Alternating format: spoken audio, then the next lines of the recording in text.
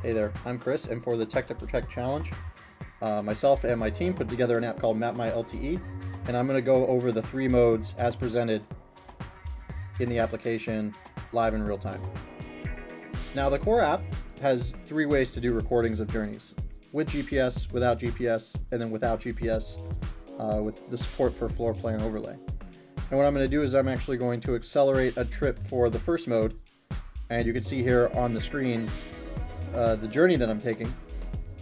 And as I'm going along the route, the phone is actually capturing data points, and I don't know if you can see on the screen there, but as I take steps, it's recording the signal strength, altitude, any other environmental sensors that are attached to built into the phone, as well as the LTE signal strength, and creating a CSV in real time based on that journey.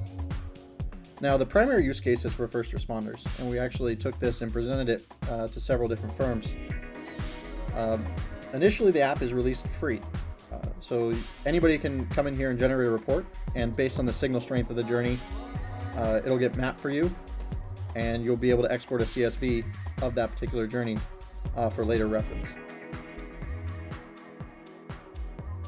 The second mode works very similar to the first. There may be scenarios where you don't have access to GPS, and the MapMyLTE application still allows you to record the same journey, and here I am right next to the pond, without actually requiring being connected to a live GPS network.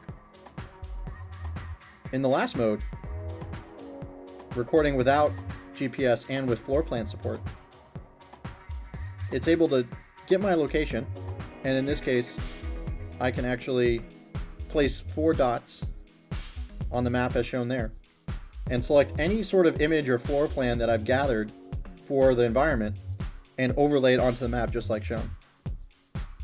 Now, this necessarily isn't a realistic example, but you could imagine you're in a multi-story building, and as you toggle between the floors, your floor plan can switch depending on what layout you might have on your device.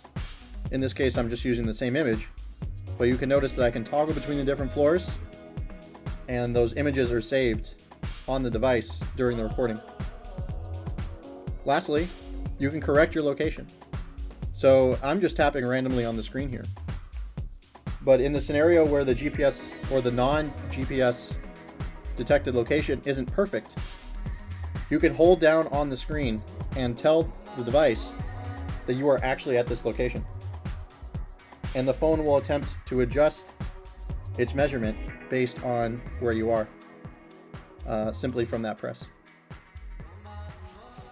Now, those are the three primary modes of the MapMyLTE application, and I'll send it back to Ed to finish the demo.